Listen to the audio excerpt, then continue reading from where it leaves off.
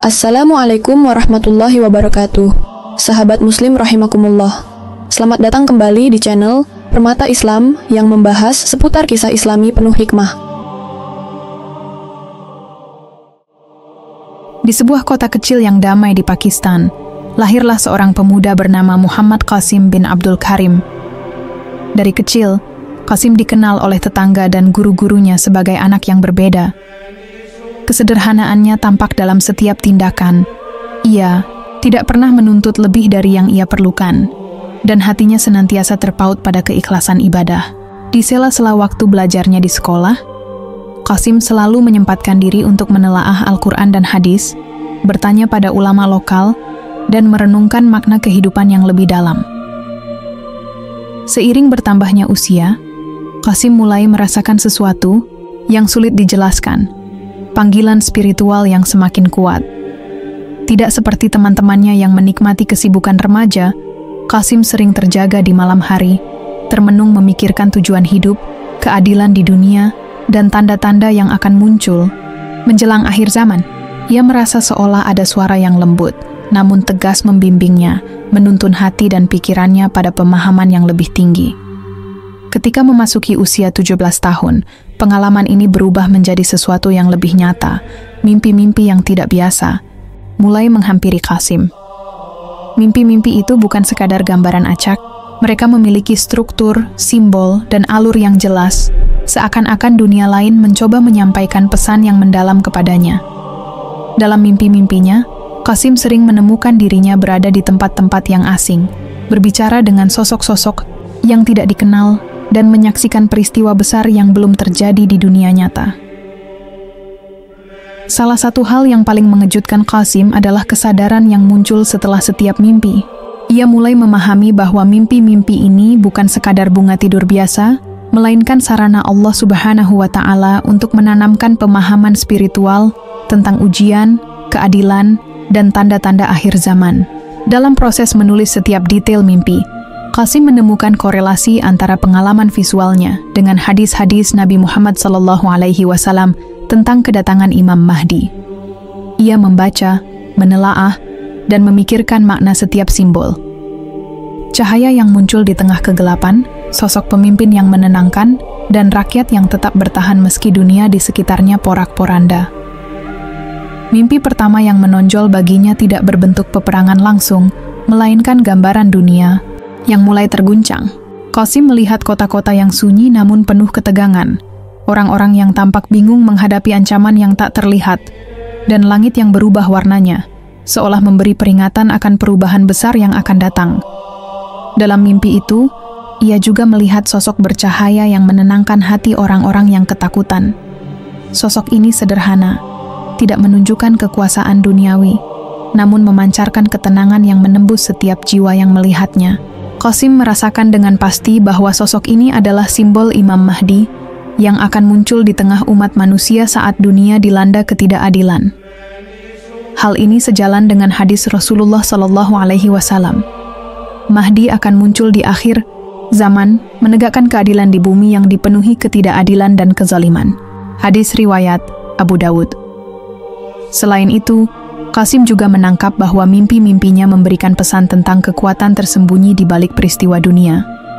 Ia melihat bayangan lembaga-lembaga dan tangan-tangan yang bergerak di balik layar, mengatur konflik dan ketegangan, meski dalam mimpi ini mereka hanya tampak samar. Ia tidak menyebut nama, namun perasaan bahwa ada agenda yang lebih besar terasa nyata. Hal ini menjadi kesadaran awalnya bahwa dunia tidak selalu apa yang tampak di permukaan, bahwa ada dimensi spiritual dan geopolitik yang saling terkait. Dalam salah satu penglihatannya, Qasim melihat titik-titik konflik mulai muncul antara wilayah India dan Pakistan, meski dalam bentuk awal dan simbolik. Ia merasakan ketegangan, arus energi yang memisahkan dua bangsa, dan suara-suara yang menggetarkan jiwa. Meskipun belum memasuki detail peperangan, Qasim merasakan pesan yang jelas. Dunia akan menghadapi ujian besar, dan umat Islam harus tetap bersiap secara spiritual. Cahaya kecil yang terus bersinar di tengah kegelapan menjadi simbol bahwa iman, doa, dan amal saleh akan selalu ada sebagai penuntun umat. Pengalaman ini menanamkan kesadaran mendalam dalam diri Qasim. Mimpi bukan hanya hiburan tidur, tetapi amanah ilahi. Ia harus memahami, menulis, dan merenungkan setiap pesan yang diterimanya. Setiap simbol, setiap cahaya, setiap sosok yang muncul adalah pelajaran bagi umat manusia.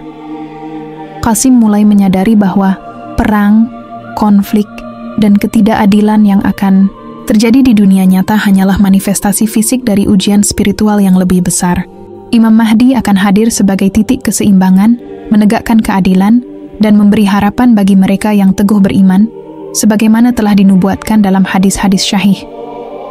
Dengan kesadaran ini, Qasim menutup malamnya dalam doa, memohon agar Allah Subhanahu wa Ta'ala memberinya kekuatan untuk menyampaikan amanah mimpi-mimpinya.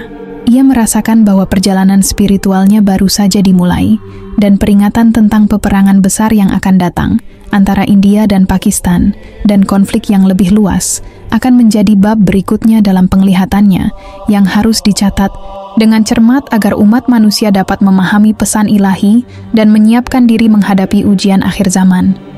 Ketika malam berikutnya tiba, Qasim kembali terselimuti mimpi yang membawa dirinya lebih jauh ke dalam penglihatan peperangan yang sebelumnya hanya ia saksikan secara samar. Dari langit tinggi, ia melihat medan konflik antara India dan Pakistan mulai terbentang dengan jelas, detail demi detail. Kota-kota perbatasan tampak seperti papan strategi raksasa, dengan tentara bergerak maju dan mundur, mengikuti pola yang seakan diatur oleh tangan tak terlihat. Pasukan India maju dari timur, dipersenjatai tank, artileri berat, dan helikopter yang menebar bayangan di langit malam. Sementara pasukan Pakistan menempati posisi bertahan di pegunungan dan lembah, memanfaatkan medan alami sebagai benteng pertahanan. Ledakan demi ledakan menandai titik konflik paling sengit. Jalan-jalan retak, jembatan runtuh, dan gedung-gedung hancur menjadi saksi bisu kekejaman perang. Di tengah kehancuran, rakyat sipil terjebak, berlari menyelamatkan diri, wajah pucat menatap langit yang memerah karena kobaran api dan debu.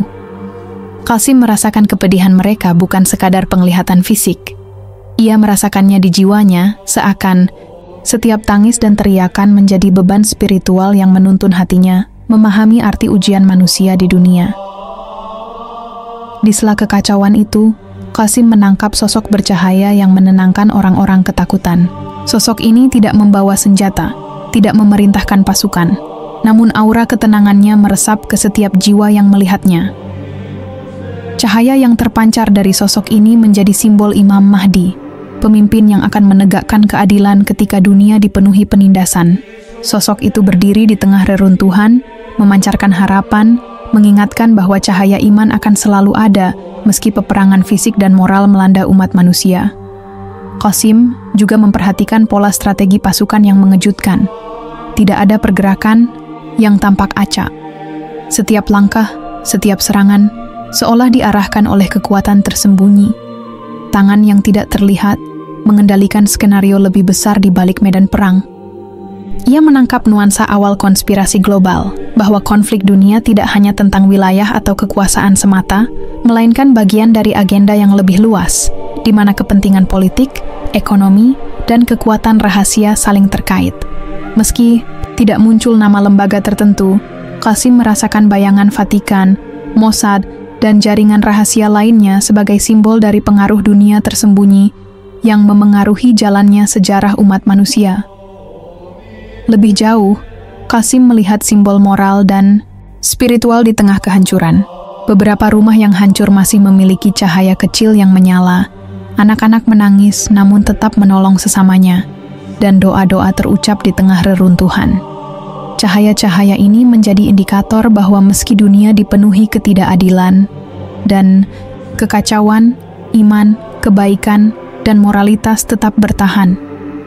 Hal ini sejalan dengan nubuat bahwa Imam Mahdi akan muncul ketika bumi dipenuhi kezaliman, dan Allah akan menolong mereka yang teguh iman. Penglihatan ini menekankan implikasi awal mimpi Qasim. Peperangan yang ia saksikan adalah lebih dari sekadar konflik fisik.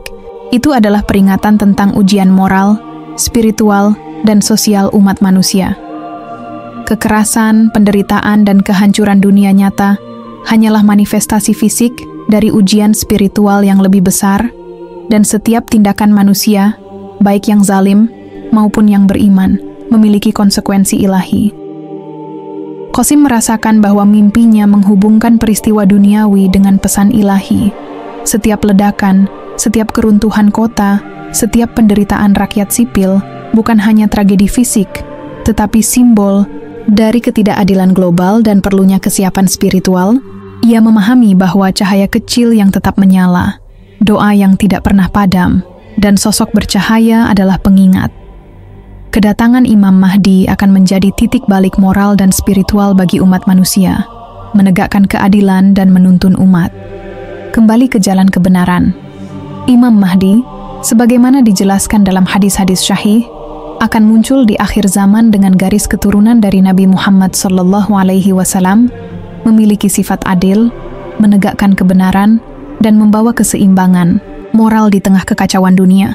Sebuah hadis menegaskan ciri-ciri Imam Mahdi akan memiliki nama yang sama dengan Nabi Muhammad SAW, memimpin dengan kebijaksanaan, dan orang-orang yang beriman akan menolongnya.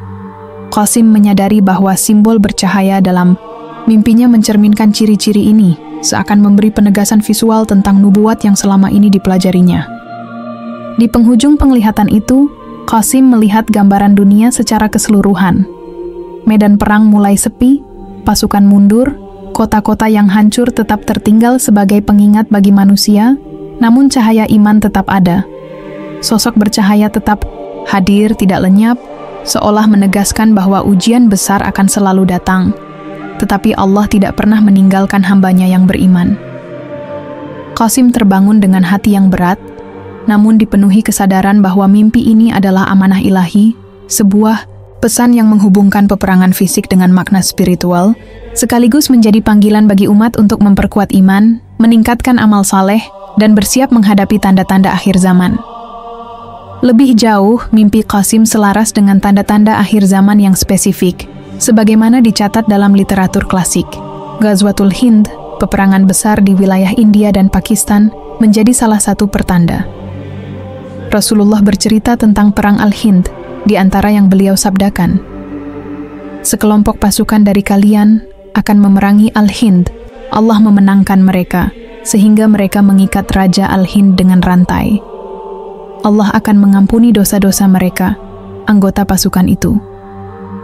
Ketika mereka akan kembali, mereka akan bertemu dengan Isa bin Maryam di Syam." Hadis riwayat Abu Hurairah diriwayatkan oleh Sunan An-Nasa'i. Antara lain, diriwayatkan bahwa Abu Hurairah mengatakan, "Utusan Allah berjanji bahwa kita akan menyerang India. Jika aku hidup cukup lama untuk melihatnya, maka aku akan mengorbankan diriku dan kekayaanku. Jika aku terbunuh, maka aku termasuk ke dalam golongan syahid. Dan jika aku selamat, maka aku akan menjadi Abu Hurairah al-Muharrar, yang terbebas dari api neraka." Sunan An-Nasa'i 3174, derajat sahih. Mimpi ini dialami Muhammad Qasim pada tanggal 3 Maret 2017. Dalam mimpi Qaim, melihat bahwa Nabi terakhir Muhammad SAW berpartisipasi dalam perang ini secara diam-diam dan tidak terlihat dan hanya diketahui oleh para komandan terkemuka saja. Inilah mengapa perang ini disebut Ghazwa, karena keikutsertaan Nabi terakhir Muhammad SAW dalam perang, menurut penuturan Muhammad Qasim. Beberapa saat sebelum perang ini, Nabi terakhir Muhammad SAW memanggilku untuk datang ke Madinah melalui mimpi. Ketika aku berada di sana, aku melihat keresahan dan kegelapan di antara orang-orang. Lalu aku memberitahu mereka untuk bersabar sebentar lagi, karena Allah Subhanahu wa Ta'ala akan membantu memperbaiki semua ini. Ketika aku kembali, musuh sudah siap untuk menyerang Pakistan, dan kami juga telah siap. Kemudian perang terburuk dimulai. Musuh Pakistan sangat yakin bahwa mereka dapat menghancurkan Pakistan, tapi rencana Allah Subhanahu wa Ta'ala adalah sesuatu yang berbeda, dan Allah membantu Pakistan dalam perang ini. Muslim tidak membunuh anak-anak, orang tua atau pria tak bersenjata yang ingin berdamai. Aku tidak tahu berapa lama perang ini terjadi, tetapi Pakistan memenangkan perang ini dengan bantuan Allah Subhanahu wa Ta'ala. Setelah perang selesai, aku mengetahui bahwa dalam perang ini terdapat 800 juta orang terbunuh. Aku sangat sedih dan berkata, "Mengapa perang ini terjadi kepada kami?" Kemudian aku berkata lagi, "Kita hanya membela diri dan musuh kita sendiri yang menginginkan kematian. Kita membantu semua wanita, anak-anak, orang tua, dan mengadopsi mereka sebagai sebuah keluarga, dan mereka memeluk agama Islam. Kita memenangkan perang ini dengan pertolongan Allah Subhanahu wa Ta'ala, dan musuh dapat dikalahkan." Muslim dari Timur Tengah kembali mendapatkan wilayah mereka yang hilang dengan bantuan Allah. Tidak ada yang bisa menghentikan kita, dan semua bentuk terorisme dan penindasan dihancurkan. Kita menyebarkan Islam sejati ke seluruh dunia dengan bantuan Allah dan seluruh dunia dipenuhi dengan kedamaian. Islam menyebar ke seluruh dunia sekali lagi, dan semua orang mengetahui bahwa Islam yang diajarkan oleh Nabi terakhir Muhammad Sallallahu Alaihi Wasallam adalah agama yang penuh dengan kedamaian. Ada rahmat dan karunia Allah Subhanahu wa Ta'ala di mana-mana, rezeki juga ada di mana-mana, dan tidak ada yang bersedih atau miskin. Dan yang paling utama dari semua itu adalah Allah senang kepada umat Muslim. Namun setelah beberapa tahun kemudian Dajjal muncul. Mimpi berakhir saya terkesan dengan mimpinya, bahwa Nabi Muhammad Sallallahu Alaihi Wasallam hadir bersama pasukan umat Islam, memberikan komando sehingga mengubah jalannya pertempuran, sesuai dengan makna ghazwah dalam nubuatnya. Saya mengucapkan Allahu Akbar, Subhanallahi wa bihamdihi. Selain perang, mimpi Qasim juga menyinggung kerusakan moral dan spiritual. Ia menyadari bahwa masyarakat yang menurun moralnya, pemimpin yang korup, dan rakyat yang kehilangan arah adalah refleksi nyata dari ujian yang akan dihadapi umat sebelum kedatangan Mahdi. Di tengah kegelapan moral ini, cahaya iman tetap bertahan melalui doa, amal kecil, dan keberanian menegakkan kebenaran. Hal ini menekankan bahwa kedatangan Imam Mahdi bukan sekadar pemulihan politik, tetapi juga pemulihan moral dan spiritual umat Islam. Fenomena alam yang muncul dalam mimpi, langit berubah warna, gempa kecil, badai tiba-tiba, juga mengingatkan Qasim pada peringatan ilahi. Rasulullah Shallallahu Alaihi Wasallam bersabda, "Tidak akan tiba hari kiamat sehingga ilmu pengetahuan, agama, dilenyapkan. Banyak gempa bumi, masa saling berdekatan, semakin singkat, banyak timbul fitnah, banyak huru-hara yaitu pembunuhan, hingga harta benda melimpah ruah di antara kamu." Hadis riwayat Bukhari. Alam menjadi saksi dan bagian dari ujian yang menegaskan bahwa dunia sedang berada di ambang perubahan besar sebelum keadilan ditegakkan oleh Imam Mahdi. Selain nubuat dan tanda akhir zaman, Qasim mulai menyadari adanya kekuatan tersembunyi yang memengaruhi geopolitik dunia, agenda yang berjalan di balik layar konflik, yang dapat memengaruhi peperangan, ekonomi, dan stabilitas global. Meski nuansa ini masih samar, ia menyadari bahwa peristiwa-peristiwa besar tidak selalu terjadi secara kebetulan, melainkan sering dipengaruhi oleh pihak-pihak yang ingin menjaga dominasi mereka. Dalam konteks ini, Vatikan, Mossad, dan jaringan rahasia dunia menjadi simbol dari pengaruh global yang memanipulasi sejarah umat manusia. Pesan spiritual bagi umat Islam menjadi semakin jelas. Qasim merasakan bahwa iman yang teguh, amal saleh, dan kesiapan menghadapi ujian adalah kunci agar manusia tidak terjerumus dalam kekacauan moral dan peperangan global. Konflik fisik hanyalah refleksi dari peperangan spiritual yang harus dihadapi setiap individu. Mimpi ini menegaskan bahwa setiap orang memiliki peran dalam menegakkan kebenaran, menolong sesama, dan menjaga cahaya iman tetap hidup sebagai persiapan spiritual sebelum munculnya Mahdi yang akan menegakkan keadilan di bumi. Dengan pemahaman ini, Qasim menyadari bahwa mimpi yang ia alami bukan hanya sekadar gambaran peristiwa, tetapi amanah ilahi yang menghubungkan nubuat, tanda akhir zaman, dan pesan moral bagi umat manusia. Kesadaran ini menuntunnya untuk merenung lebih dalam tentang perannya dalam menyebarkan pesan, memperkuat iman, dan menjaga amal saleh di tengah dunia yang sedang diuji oleh peperangan, moral yang rusak, dan pengaruh kekuatan tersembunyi. Setelah merenungkan nubuat dan tanda-tanda akhir zaman dari mimpinya, Qasim mulai menyadari lapisan yang lebih kompleks di balik konflik yang ia saksikan. Peperangan India-Pakistan bukan sekadar bentrokan regional. Ia menjadi simbol dari agenda global yang bergerak di balik layar, di mana kekuatan-kekuatan tersembunyi berusaha memengaruhi arah sejarah umat manusia. Dalam penglihatan ini, bayangan Vatikan, Mossad, dan jaringan rahasia internasional mulai terlihat sebagai simbol dari dominasi dan intervensi geopolitik yang tidak terlihat, yang memanfaatkan konflik regional untuk tujuan global. Qasim merasakan bahwa Vatikan, dengan pengaruh politik dan ekonomi yang luas, memainkan peran simbolik dalam mengarahkan keputusan global yang berdampak pada moral dan spiritual umat. Mossad, sebagai representasi jaringan intelijen modern, muncul dalam mimpinya sebagai bayangan strategi tersembunyi yang mengontrol informasi, memanipulasi konflik, dan menyiapkan medan geopolitik agar kepentingan tertentu tetap dominan. Selain itu, Qasim menangkap nuansa organisasi rahasia dan kelompok elit global yang secara sistematis mempengaruhi perang, stabilitas ekonomi, jalur perdagangan, dan keputusan politik dunia. Semua ini memberikan gambaran bahwa skema global bukan sekadar teori, melainkan bagian dari realitas yang memengaruhi jalannya sejarah. Dampak global dari konflik ini terlihat dalam mimpinya. Ekonomi terguncang, perdagangan terhambat, moral masyarakat menurun, dan keseimbangan spiritual umat manusia terancam. Qasim memahami bahwa kekuatan-kekuatan rahasia ini tidak selalu bertujuan untuk keadilan atau kesejahteraan, tetapi lebih kepada mempertahankan kendali atas sumber daya, wilayah, dan informasi. Namun, di balik semua intervensi ini, Allah Subhanahu wa Ta'ala tetap menghadirkan pertolongan melalui cahaya iman, doa yang tidak putus, dan simbol-simbol spiritual yang menegaskan bahwa umat manusia tetap memiliki kesempatan untuk memperkuat iman dan moralitas. Qasim melihat hubungan yang erat antara mimpi, nubuat, dan tanda akhir zaman. Peperangan global, penurunan moral, intervensi kekuatan rahasia, dan fenomena alam adalah bagian dari ujian spiritual yang harus disadari umat Islam. Sosok bercahaya dalam mimpinya bukan sekadar Mahdi secara simbolis, tetapi juga pengingat bahwa kekuatan global, sekuat apapun, tidak akan mampu menghapus janji Allah tentang penegakan keadilan. Setiap konflik, setiap intrik geopolitik, dan setiap manipulasi dunia adalah panggilan agar manusia tetap waspada, menjaga iman, dan bersiap menyambut kedatangan Imam Mahdi. Pesan spiritual dari penglihatan ini semakin jelas.